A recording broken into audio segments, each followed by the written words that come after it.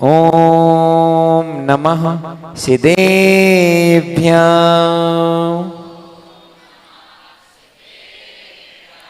ओम नमः सिद्धेभ्यां।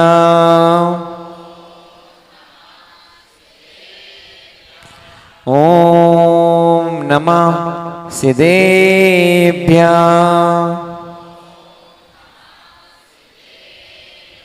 नमो अरिहन्ताणं नमो सिद्धाणं नमो आयरीयाणं नमो वच्छायाणं नमो लोये शब्दशाहोणं।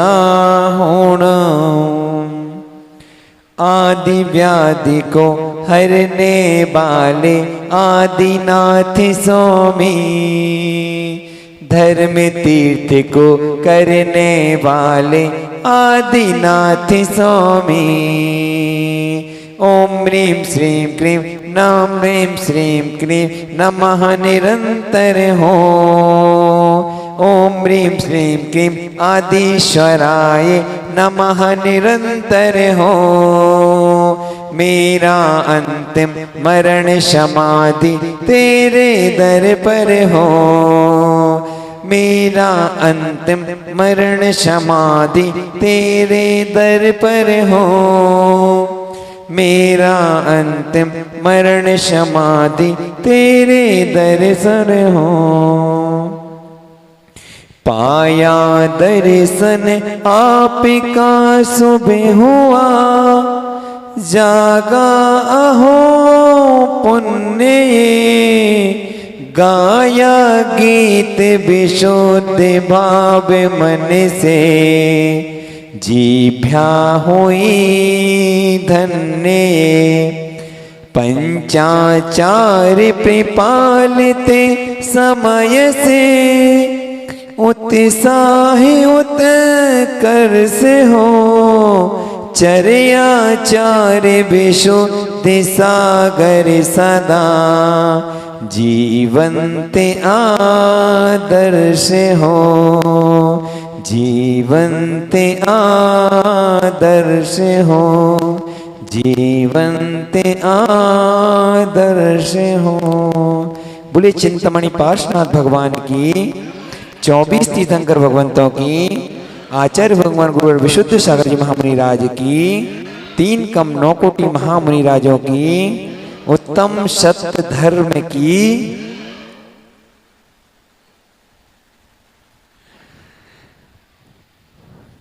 आज पर्वराज पर्यूषण पर्व का 5वां दिन, उत्तम सत्य धर्म का दिन। उत्तम सत्य धर्म क्या है? ध्यान रखना, सत्य को छिपाया तो जा सकता है, सत्य को छिपाया तो जा सकता है, परंतु छिपा के रखा नहीं जा सकता। जिस प्रकार सूर्य को कोई छिपा तो सकता है पर उसको मिटा नहीं सकता। सूर्य तो जब भी जैसे ही उस बादल छटेंगे ना तो अपने आप सूर्य उदित हो जाएगा। परंतु सत्य कितना भी आप छिपा लेना, एक ना एक दिन वो सत्य सामने अवश्य आएगा। पूछो उस किसान से, उस किसान से पूछो, उस किसान से पूछो जो किसान उस बीज को मुट्ठी में भरकर डालता है। क्या करता है कि अगर कोई बाजू वाला किसान पूछे भी, उसका जो पड़ोस का खेती है, जो पड़ोस में खेती कर रहा है, जो जिसकी मेड़ से मेड़ लगी हुई है, या कोई राहगीर वहां से जा रहा है, अगर वो पूछे कि भैया आप कौन सी बीज की बोनी कर रहे हो, वह पूछे कि आप कौन से बीज की बोनी कर रहे हो, अगर वह जो किसान है अगर वो बताना ना भी चाहे, वो बताएगा भी नहीं कि हम किस चीज की बोनी कर रहे हैं, क्योंकि जैसे ही उसने बीज डाला तो वो बीज मिट्टी के अंदर चला गया अंदर। अब भले राहगीर क्या सोच ले, राहगीर अगर इतना शांत परिणामी होगा, वह सोच लेगा कि चलो कम से कम उसने नहीं बताया, ठीक है, आप सत्य को तो छिपा सकते हो, उस मुट्ठी में वो दाने लेकर सत्य के उस जमीन में बो तो सकते हो, वो अंकुरित नहीं दिख रहे आपको, लेकिन जैसे ही 1-2 महीने होंगे वह सत्य, वह बीज अपने आप बाहर आ जाएगा। ऐसे ही माताओं, आप कितने भी झूठ बोल लेना, कितने ही उस झूठ को छिपा लेना, आज नहीं तो वो कल वह अंकुरित होकर अपने आप वह उस झूठ का फल आपको अपने आप सामने अंकुरित के रूप में, जो पौधे के रूप में आपको दिखने लगेगा। समझ में आ रहा है ना? आ रहा ना समझ में? ठीक है ना? तो सत्य को छिपाया तो जा सकता है, लेकिन अधिक समय तक छिपाकर नहीं रख सकते। नहीं कृतम उपकारम विष्यन्ति साधवा। हे मित्र, जो साधु पुरुष होते हैं वे कभी उपकारी के उपकार को कभी नहीं भूलते। कैसे नहीं भूलते? आचार्य भगवान कुरल काव्य में लिखते हैं कि जगत में पापी तो अनेक हैं, जगत में, इस संसार में, इस दुनिया में पापी तो अनेक हैं, लेकिन सबसे बड़ा पापी कौन है माताओं? पता है कौन है? सबसे बड़ा पापी वह है जो अपने उपकारी के उपकार को भूल जाता है। यदि किसी व्यक्ति ने आपका विपरीत समय में साथ दिया है, उपकार किया है, तो आप कुछ ही समय में आप उसको भूल जाते हो, उसकी मदद को भूल जाते हो, उसके उपकार को भूल जाते हो, उस उपकारी के उपकार को भूल जाते हो। कैसे भूल जाते हो?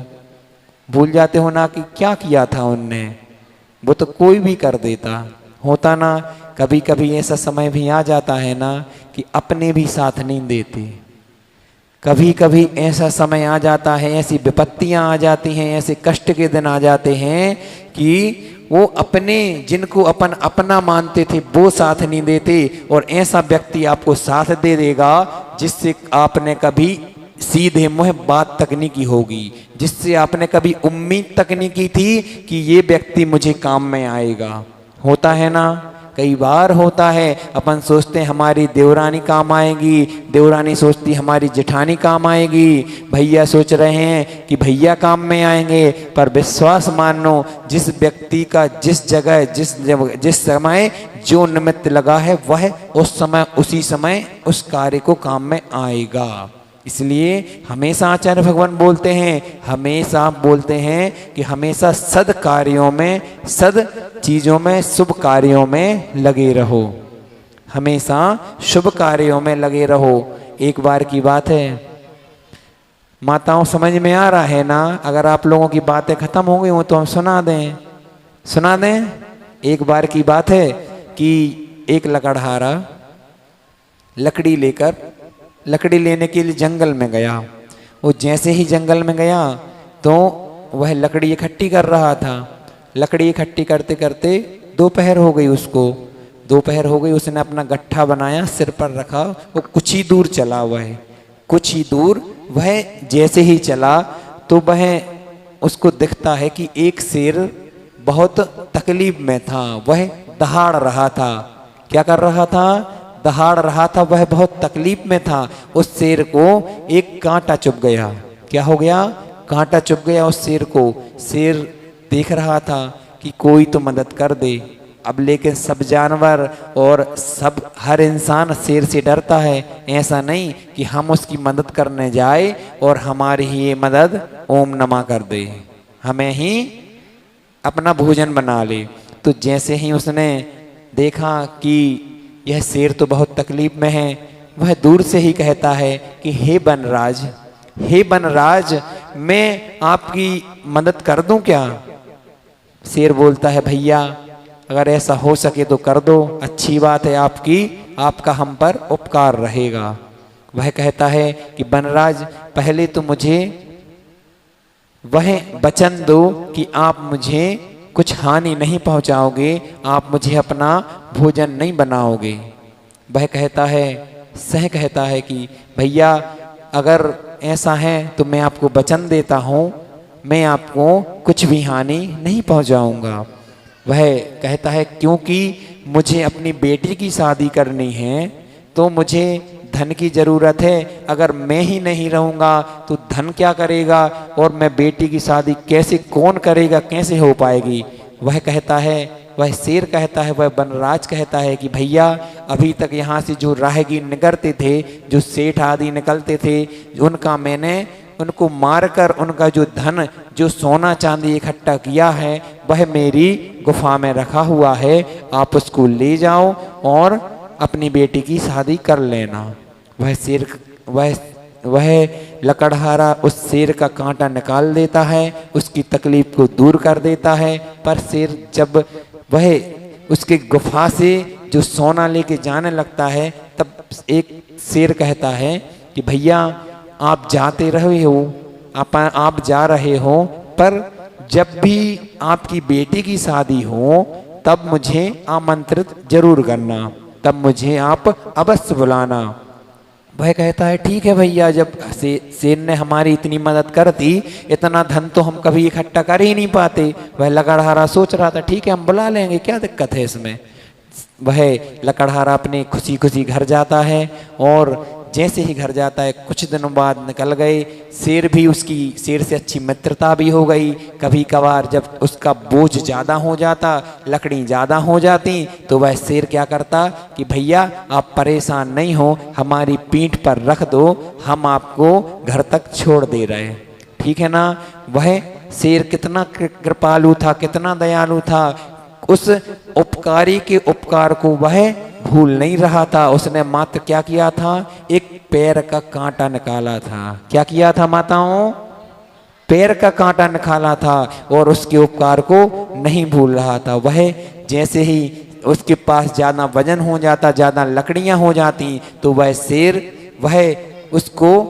वह कहता है कि मेरे ऊपर रख दो, आप परेशान नहीं हो, आप पर जितना बोझ उठ रहा है, उस लकड़हारे से बोलता है उतना बोझ आप उठा लो, बाकी हमारे पीठ पर रख दो। वह ऐसा ही करता है। ऐसे कई दिन निकल गए, बहुत समय निकल गया। कुछ समय बाद उस लकड़हारे की लड़की की शादी तय हुई। क्या हुई, शादी तय हुई। अब लकड़हारे ने सोचा कि चलो शेर हमारा मित्र है, उनने उस लकड़हारे ने अन्य रिश्तेदारों को, अन्य सगे संबंधियों को, अन्य मित्र आदिकों को अपने उस बेटी की शादी में बुला लिया और उस सह को भी बुला लिया। ठीक है, शादी का दिन आया, शादी हो रही थी। जैसे ही शेर वहां से आया, शेर जंगल तरफ से उस मंडप की तरफ आया जहां वह शादी हो रही थी। जैसे ही वह उस मंडप की तरफ आया तो वहाँ जो लोग थे, जो उसके रिश्तेदार थे, जो सगे संबंधी थे, वो भागने लगे, यहाँ वहाँ डरकर भागने लगे। वह भागने लगे तो क्या बोलता है वह लकड़हारा, क्या बोलता है, डरो मत, क्या नहीं करो, डरो मत, ये शेर नहीं है, ये तो गधा है, गधा।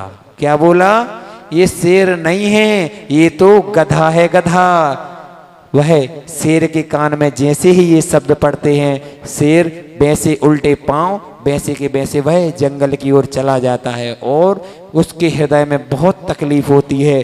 उस कांटे से ज्यादा, जो कांटा लगा था उसको, उससे ज्यादा तकलीफ उसको उस बात से हुई कि मैंने तो इसे अपना मित्र समझा था और ये हमें ही गधा बना रहा है। देखो, अगर वो चाहता तो क्या क्या नहीं कर सकता था, वहीं चाहता तो वहां सबको भगा देता, उसकी शादी अलग खराब कर देता, हर चीज कर सकता था शेर। अब थोड़ा समय निकला तो वह विवाह की तैयारी ही चल रही थी, जो विवाह की कुछ क्रियाएं हो रही थी। तब सामने वाले जो उसकी बेटी के ससुराल वाले थे, उनने कहा कि हमें तो दहेज और चाहिए।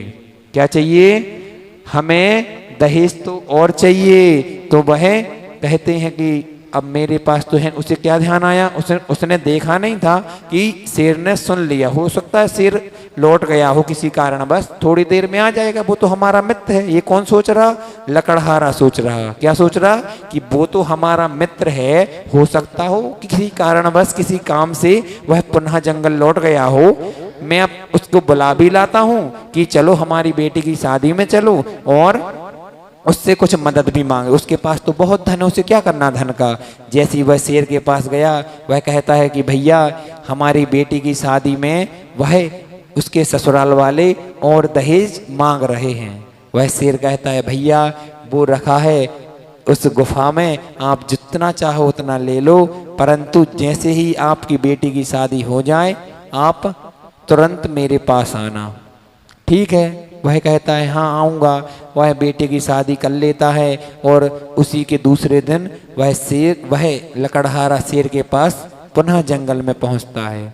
अब शेर कहता है कि भैया आप एक काम करो, जो आप कुल्हाड़ी लिए हो ना वो हमें पहले मार दो। क्या बोलता है शेर कि जो आप कुल्हाड़ी लिए हुए हो वो हमें मार दो, अगर आप मुझे नहीं मार रहे हो तो मैं तुम्हें मार डालूंगा। क्या करूंगा? अगर तुम मुझे नहीं मार रहे हो तो मैं तुझे खा लूंगा।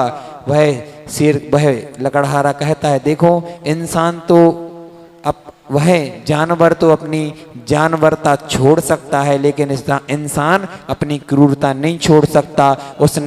उसने अपने प्राण बचाने के लिए उस शेर पर वार कर दिया।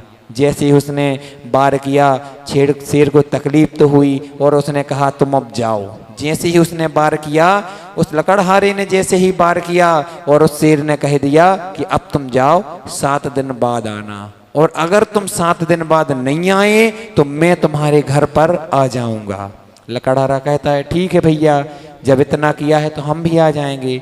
जैसे ही 7 दिन निकले और सेठ एक पशु पक्षियों में और इन त्रिंच जीवों में एक विशेषता रहती है कि वह अपने जो घाव रहते हैं ना वो चाट चूट कर, वो जिह्वा द्वारा चाट चूट कर उनको इतनी एक विशेषता रहती है उनमें कि वो अपने घाव भर लेते हैं। जैसे ही वह 7 दिन निकले वह उसका घाव थोड़ा बहुत भर जाता है। जैसे ही वह लकड़हारा पहुंचा कि भैया अब क्या हुआ, क्यों बुलाया था हमें, तो वह शेर कहता है कि भैया जो आपने मुंह से घाव दिया था वह नहीं भरा, जो आपने वो उस कुल्हाड़ी से घाव दिया था वो तो भर गया, लेकिन जो आपने मुंह से घाव दिया था वो मेरा घाव नहीं भरा। वह आपने कैसा बोला था, हे मित्र तलवार के घाव तो भर जाते हैं परंतु शब्दों के घाव नहीं भरते, इसलिए शब्द बहुत संभाल के बोलना चाहिए। और कैसे बोलना चाहिए? ऐसे नहीं बोलना चाहिए कि कुछ भी किसी से भी बोल दो, और अपने जो जिसने उपकार किया है उसके उपकारी की कभी भी उपकार को भूलना नहीं, क्योंकि पापी तो जगत में सब होते हैं लेकिन सबसे बड़ा पापी किसे कहा गया है? जो अपने उपकारी के उपकार को भूल रहा है। भूलना नहीं आप लोग, कभी किसी ने छोटा सा भी, और अपकारी के अपकार को नहीं बताना। जैसे आपने किसी पर उपकार किया है तो उसे गिनाने मत बैठ जाना, नहीं तो कि बोल दो कि हमने आपको तो ये उपकार किया था। बिल्कुल नहीं बोलना, बिल्कुल नहीं बोलना। आप भले उपकार मौन रह लेना, भली वो आपका बुरा करता रहे, आपने भले उसका उपकार किया हो, अगर फिर भी वो आपका बुरा करता रहे आप तो भगवान के ऊपर छोड़ देना, उन कर्मों के ऊपर छोड़ देना। ये सोच लेना कि मेरे कर्म ही ऐसे हैं जो उपकार करने के बावजूद भी मुझे उसका अपकार सहन करना पड़ रहा। ठीक है ना? आप लोग ध्यान रखना इन बातों को।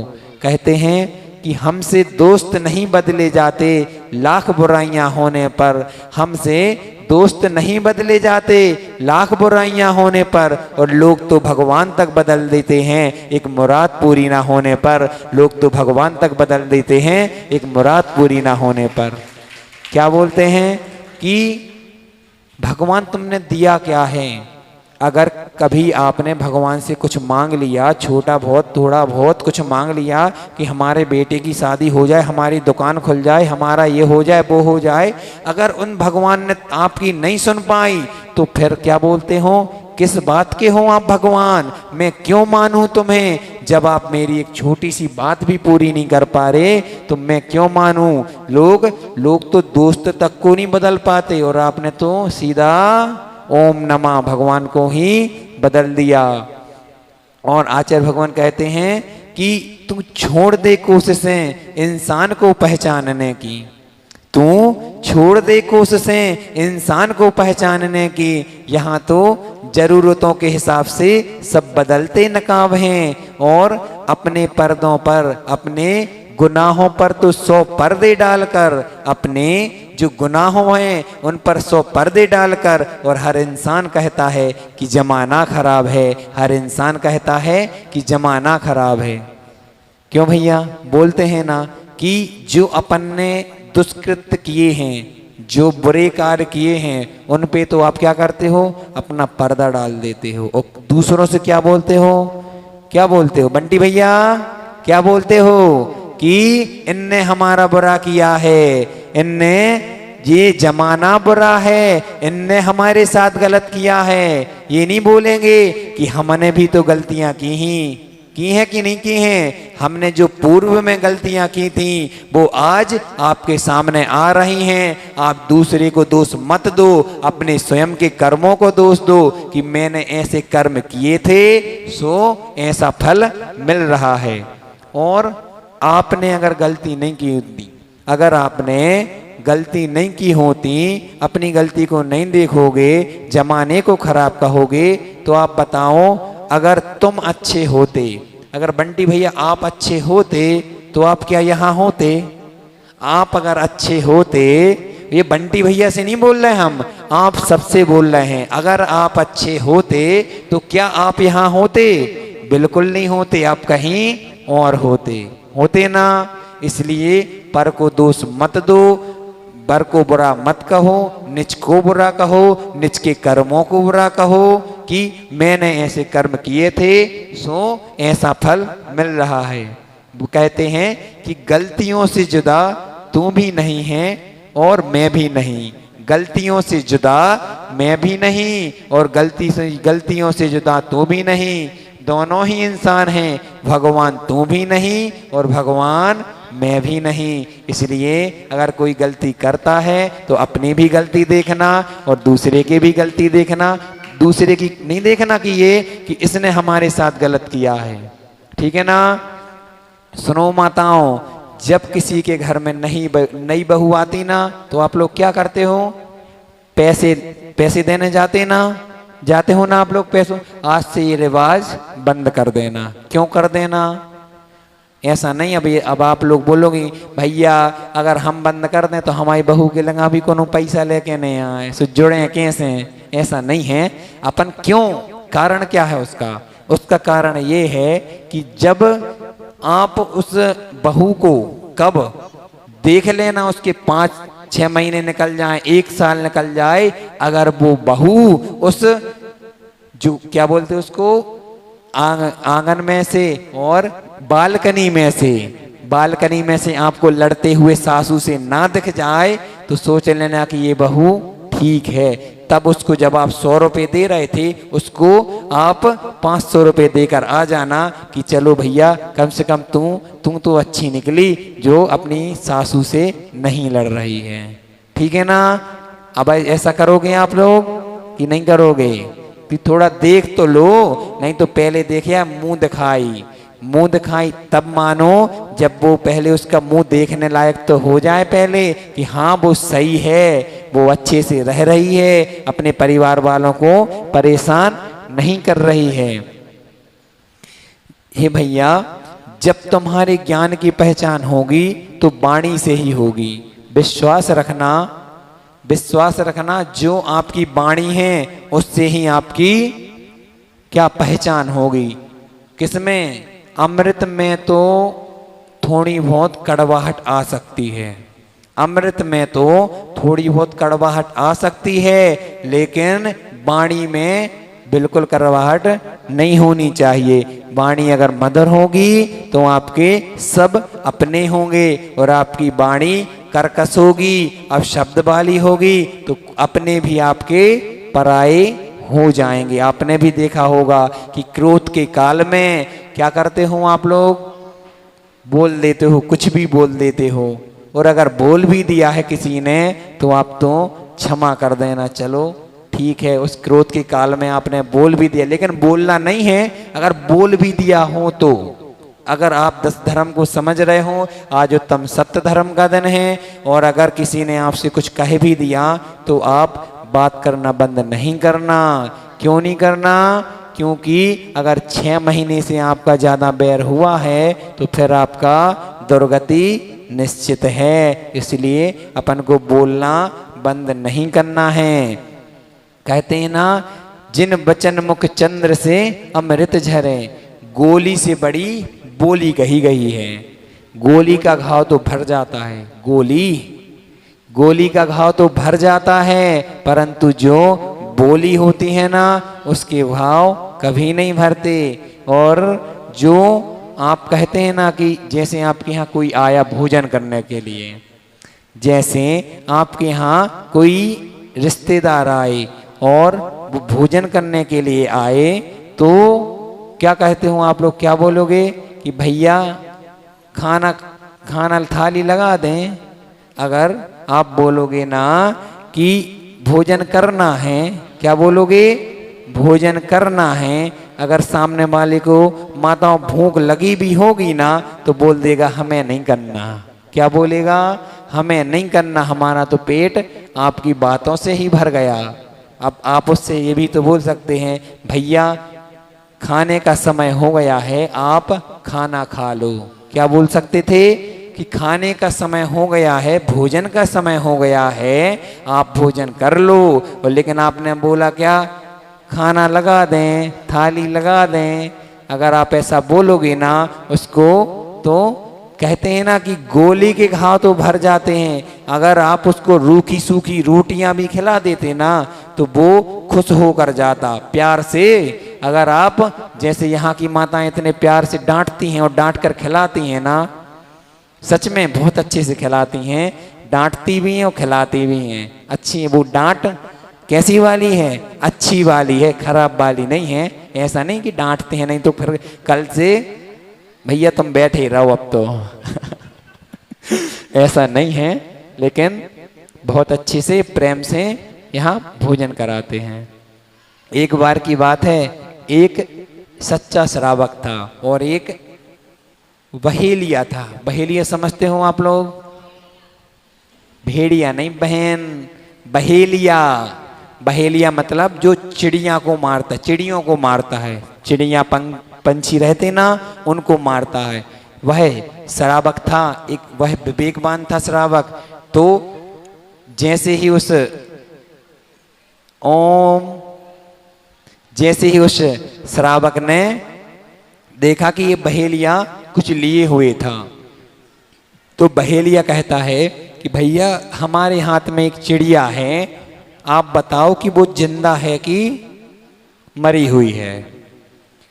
विवेकवान था श्रावक, वो सोचने लगा कि अगर इसको मैं कह दूं कि ये जिंदा है तो ये क्या करेगा, अपने हाथ से उसको मार देगा। लेकिन वो विवेकीवान था श्रावक, और कैसा था, वह सत्यवादी था, वह असत्य नहीं बोलता था, वो हमेशा सत्य बोलता था। पर उसने क्या बोला उस टाइम, झूठ बोला। कैसे बोला झूठ, कि ये चिड़िया तो मर गई। उसने क्या बोला, उसने देख लिया कि थोड़ी बहुत उसके पर हिल रहे हैं, तो उसने देख लिया, तो उसने कह दिया कि ये चिड़िया तो मर गई।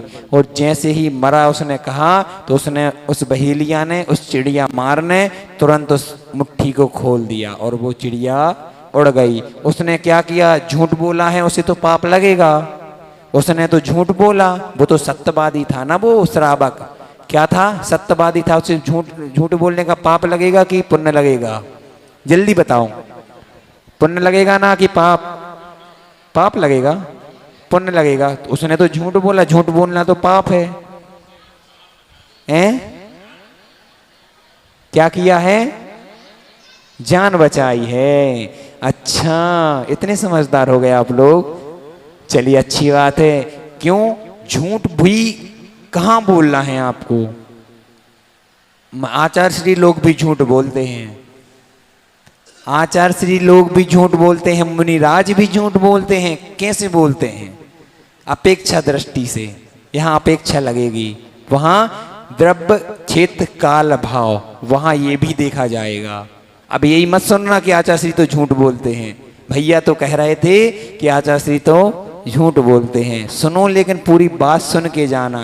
क्यों बोलते हैं, अगर कोई सह जा रहा है, अगर कोई हिंसक जानवर जा रहा है और वो कहाँ इस साइड निकला, मतलब राइट साइड निकला, और मुनिराज तभी निकल रहे हों, आचार्य भगवान निकल रहे हों, और कोई जो शिकारी होते हैं ना, अगर वो शिकारी बोले कि महाराज वो आपने वो हिंसक जानवर देखा है, वो सिंह आंधी देखा है क्या? अब पता है महाराज को, वो तो बंदूक लिए हुए हैं, और जैसे ही अगर हमने इसको बता दिया कि ये इस साइड गया है वो शेर, तो वो क्या करेगा, उसको जाके मार देगा ना। तो महाराज ने क्या बोल दिया, वो तो इस साइड गया है, लेफ्ट साइड गया है। तो महाराज झूठे हुए ना, महाराज ने तो झूठ बोला। उनका तो आचौर नहीं, असत्य महावृत्त का, असत्यानुवृत्त का एक नियम रहता है, तो वो तो फिर उनका दूषित हो गया ना, नहीं हुआ। उनने क्या किया, उस झूठ से भी उनने पुण्य, उस झूठ से भी उनने पुण्य कमाया। इसलिए अगर किसी जीव के आपके द्वारा प्राण बचते हैं और वो झूठ बोलना सार्थक हो रहा हो, तो आप झूठ बोल सकते हैं। हे मित्र, जिसका पुण्य क्षीण होता है ना, उसकी श्रेष्ठ कार्यों में बुद्धि नहीं लगती। क्यों भैया, नहीं लगती ना? लगती है श्रेष्ठ कार्यों में बुद्धि, जिसका पुण्य क्षीण होता है। हम यहाँ कितने 4 टाइम 5 टाइम बोल रहे, लेकिन फिर भी यहाँ पे कुछ लोग होंगे, उनके सासू के बेटे होंगे और सासू की बेटियां भी होंगी, जो एक भी टाइम मंदिर अभी भी नहीं आ पा रहे। क्यों? हमें काम है भैया जी। क्या काम है? दुकान चलाना है या घर में काम है बच्चे आदि को, लेकिन सबके बच्चे होते हैं, सबकी दुकानें होती हैं, सबका सब होता है, लेकिन हर चीज का एक समय होता है। ये समय 10 लक्षण का पर्व है, इन समय को आप सदुपयोग कर लो, नहीं तो ये समय भी समय के साथ निकल जाता है। सुप्रभ सागर जी कहते हैं, मुनीश्वरी सुप्रभ सागर जी, समय पर किया गया कार्य समय को आपको दिलाता है। समय पर किया गया कार्य समय को दिलाता है, ठीक है ना? अगर आप समय पे कार्य नहीं करोगे, ये समय भी आपका निकल जाएगा। इसलिए श्रेष्ठ कार्यों में भी बुद्धि नहीं चलती, और श्री के पीछे वो किस लिए नहीं आ पा रहे? क्योंकि वो किसके पीछे पड़े हुए हैं? श्री के पीछे। और विश्वास मानो माताओं, विश्वास मानो भैया, आप लोग, बंटी भैया, आप तो दुकान थोड़ी देर में खोल लेना। कैसी खोल लेना? थोड़ी देर में खोल लेना भैया, दुकान थोड़ी देर में खोल लेना। उस कंप्यूटर की दुकान थोड़ी देर में खोल लेना, उस कंप्यूटर को थोड़ी देर बाद सुधरवा देना, लेकिन कैसे जाना? इन श्री जी के ऊपर कलशा ढार कर ही अपनी दुकान खोलने जाना। तो आप विश्वास मानो, जो श्री मुख का, जो श्री जी का अवलोकन करता है, उसके पास श्री अपने आप दौड़ती चलती है। उसको श्री के पीछे नहीं भागना चाहिए, उसको श्री, आप श्री जी के पीछे भागोगे ना, तो श्री अपने आप आपके पास दौड़ेगी। जिनेंद्र भैया, नियम है ना? नियम है पक्का वाला कि अपन को क्या करना है? श्री जी का मुख अवलोकन करके ही आगे बढ़ना है। वकील साहब, बहुत देर में आ रहे हो आप, ध्यान रखना, कुछ नहीं मिल रहा है आपको अभी। तो वो श्रेष्ठ कार्यों में उसकी बुद्धि नहीं लगती। भैया, जो आप लोग दुकान जाते हो ना, एक बार मंदिर अवश्य कर जाना। माताओं, जो बच्चे हैं ना, आप स्कूल भेजने से पहले, उनको स्कूल बस के लिए, उनको स्कूल के लिए तैयार करने से पहले एक बार जरूर बोल देना कि बेटा जाओ दर्शन करके आओ, उसके बाद आप उस स्कूल में जाना। क्या बोलना?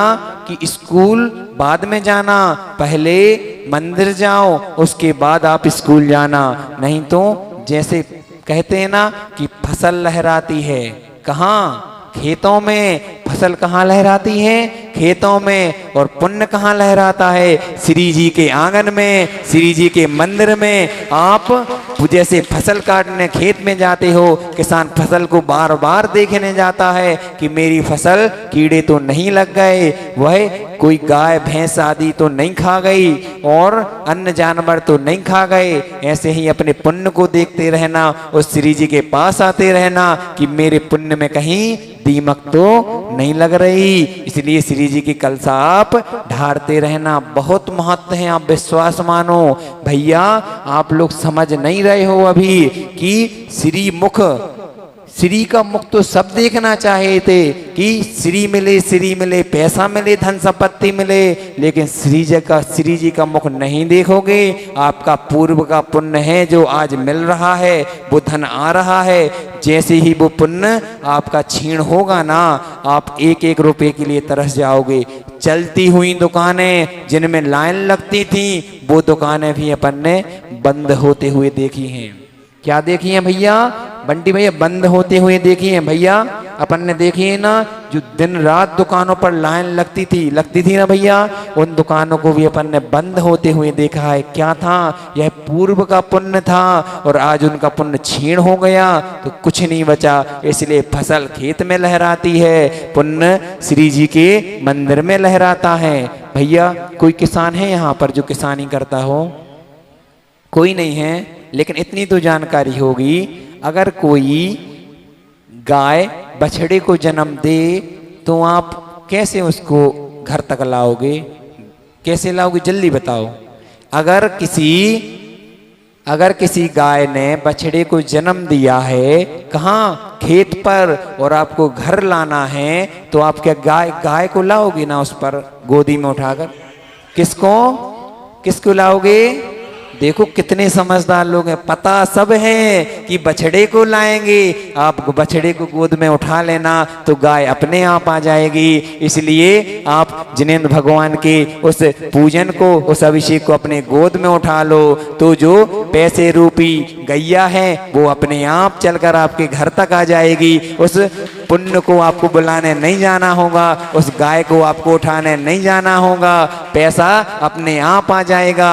वो गैया आप जैसे अपने आप आ जाती हैं उस किसके राग में? उस बछड़े के राग में। ऐसे ही पुण्य के आप पुण्य करते रहो, पैसा अपने आप आ जाएगा। किसी महाराज से, किसी भैया जी से, किसी से भी आपको मंत्र लेने नहीं जाना कि हमें मंत्र दे दो, हमारी दुकान चलने लग जाए। समझ में आ रहा है ना? हाओ कि नहीं? कि हम बोल ही रहे अकेली? आ रहा है ना समझ में? तो क्या करना है अपन को? आज से कौन नियम ले रहा है कि 10 लक्षण के बाद भी प्रतिदिन हम जिनेंद्र देव की पूजन अभिषेक करेंगे? जल्दी हाथ उठाओ, जल्दी, डेली। बंटी भैया उठाओ, आपको उठाना पड़ेगा, आपको उठाना। भाभी कहाँ गई? भाभी आप इनको उठा के भेजोगे ना? भाभी पक्का? क्या सर्दी में सर्दी लगती है? नहीं, वो आएंगे। भैया बोल रहे हैं कि हाँ देखो किसी परिस्थिति बस आपकी छूट है। वकील साहब, जिनेंद्र भैया हाथ उठाओ जल्दी, और आपके पड़ोस में बैठे भैया बाइट साइड हाथ उठाओ। आप लोग आओगे ना? हमारा कुछ नहीं है, हम आपकी ही व्यवस्था आगे की करके जा रहे। क्या करके जा रहे? आपके आगे की व्यवस्था करके जा रहे। हमें कुछ नहीं मिलना है, जो होगा, जो मिलेगा वो पुण्य मिलेगा, चाहे पैसा मिलेगा वो आपको ही मिलेगा। भैया आप लोग, हम सबसे बोल रहे, देखो जिनका हमें नाम पता है आप क्षमा करना, जिनका हमें नाम थोड़ी बहुत जानकारी हो गई है तो हमने उनका नाम बोल दिया। ब्यूटी भैया, ब्यूटी दीदी के पापा तो डेली आते।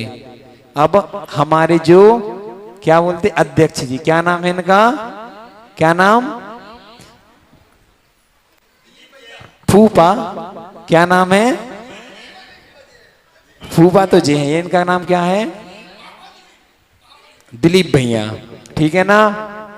अध्यक्ष जी आपको गलत बात है, आप हर व्यवस्था मंदिर की मिला रहे हो, आप हर एक चीज व्यवस्थित कर रहे हो, आप कितना काम करवा रहे हो। देखो कितनी सुंदर वेदी बनवा दी आप लोगों ने, जोरदार तालियां इनकी मेहनत के लिए, उस परिश्रम के लिए जो इनने इतनी सुंदर, आज इनने हमें थोड़ा सा इनका पुराना इतिहास बताया कि भैया ऐसे से ऐसे हुआ था। और हम लोगों ने सब समाज ने मिलकर, पूरी जैन समाज ने मिलकर, पूरी इटावा समाज ने मिलकर, पूरी भरीपरा जैन समाज ने मिलकर ये मंदिर की वेदी का निर्माण बहुत सुंदर तरीके से मुनिश्री उपाध्याय श्री विकसन सागर जी महाराज के मंगल सानिध्य में करवाया। बहुत सुंदर वेदी है, मन गदगद हो जाता है जब इन प्रभु के दर्शन। और आप सोचो इन इतनी सुंदर मूर्तियों की, इन चमत्कारी मूर्ति को छोड़कर आप कहाँ भाग रहे हो? सोचो तो एक बार, कहाँ जा रहे हो, कहाँ नहीं जा रहे हो?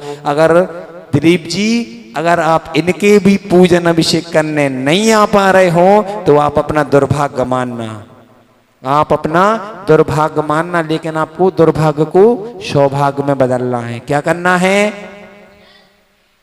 क्यों गुड़िया, आप अब पापा को बोलोगे ना कि लेके आएंगे? दर्शन करने की बात नहीं कर रहा हूं मैं, अभिषेक की बात कर रहा हूं। चलो आप आओगे ना?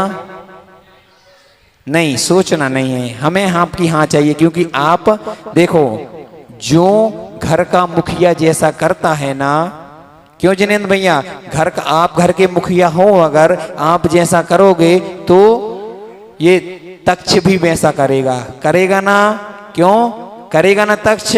और ऐसे ही अगर आप भी नहीं आओगे, आप विश्वास मानो, आप आना, और आप आओगे ना तो जो युवा वर्ग है ना वो अपने आप आपके पीछे पीछे आने लगेगा। आएगा कि नहीं आएगा? क्योंकि क्या वो सोचेगा, जब ये जाने लगे तो हम क्यों नहीं जा सकते? आएगा ना। इसलिए आपका ये धर्म है, आपकी ये व्यवस्था है कि आपको डेली पूजन अभिषेक करना। हम पूजा नहीं कर सकते, आप अभिषेक कर लेना, ठीक है ना? आओगे ना भाभी? भाभी आप बताओ, आपकी आपकी आपकी जिम्मेदारी है इनको भेजने की।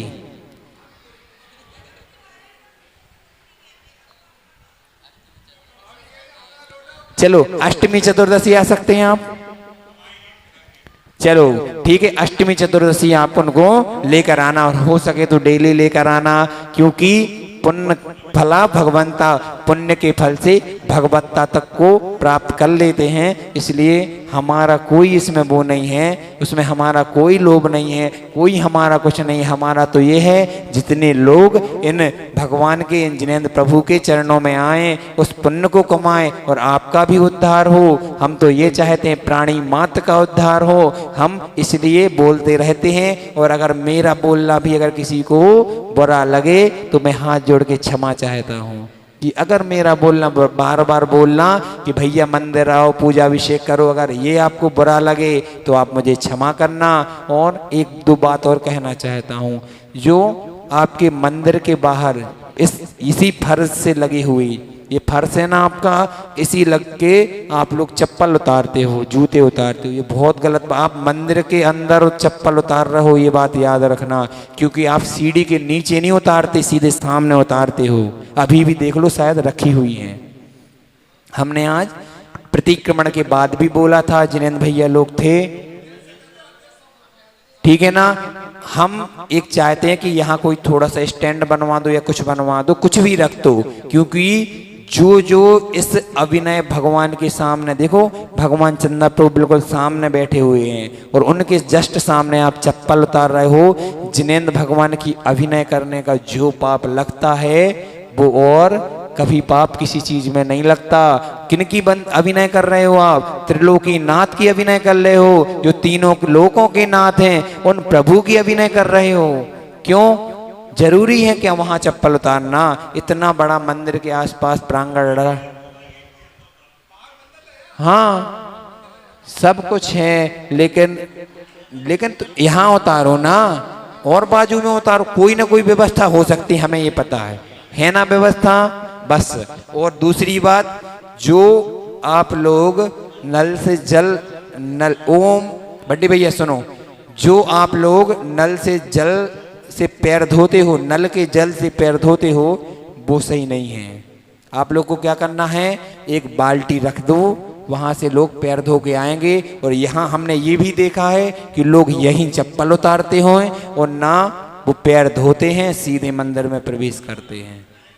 आते हैं ना, आते हैं ना, आते हैं ना। नहीं आना चाहिए, नहीं आना चाहिए, बिल्कुल नहीं आना चाहिए। विश्वास मानो, हर एक चीज का प्रभाव पड़ता है आपके जीवन में, और आज वो कर्म फल आपके नहीं आ रहे तो आपका वो पुण्य है, लेकिन ये कर्म जो आप कर रहे हो, जिनेंद्र प्रभु के अभिनय कर रहे हो, उसका आपको फल अवश्य मिलेगा, भोगना अवश्य पड़ेगा। कमेटी की ये व्यवस्था है, कमेटी व्यवस्था बनाए, और आगे से आप लोग जो जो सुन रहे हैं नियम ले लो। आप हाथ ऊपर करो कि यहाँ चप्पल नहीं उतारोगे, हाथ ऊपर करो सभी, इसमें कोई हमें नहीं चाहिए, सभी बिल्कुल सब, ठीक है ना।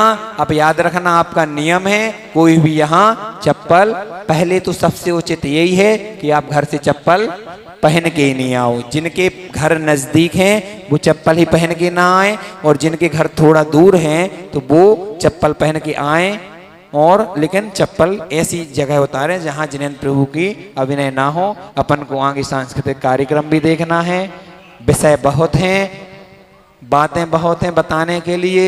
हम तो ये चाहते हैं कि देखो आज एक काव्य में 1.5 घंटे लगा है, मात्र एक काव्य छेड़ाला के में 1.5 घंटे लगा है। आओ तो आप लोग सुनो तो क्या विषय निकल रहा है, क्या क्या बातें चल रही हैं, क्या क्या सुनने को मिल रहा है। पूछो इन महिलाओं को, पूछो इन माताओं को कैसा लगा, अच्छा लग रहा कि नहीं लग रहा। माताओं नहीं लग रहा ना, हमें पता था नहीं लग रहा, नहीं लग रहा ना, लग रहा है तो हाउ तो कह दो। चलो ठीक है, अच्छा लगा हमें सुन के कि आपको अच्छा लग रहा है, ऐसा।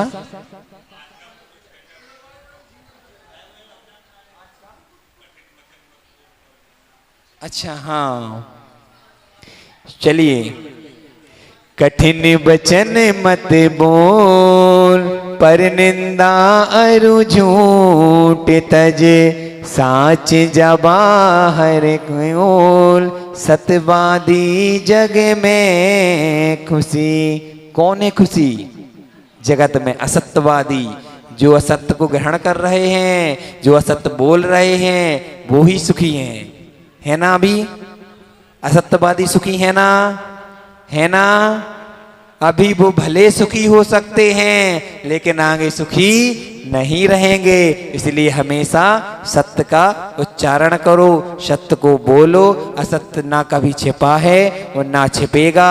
का आप भले ही कमरे में बैठकर कितने ही समय, जैसे बोलते हैं ना कि 1 महीने तक अगर आप दही पुड़ी खाओगे, लगातार दही पुड़ी एक कमरे में बैठकर या लगातार छुपकर खाओगे ना, तो आपको गलित कुष्ठ रोग हो जाएगा। क्या हो जाएगा?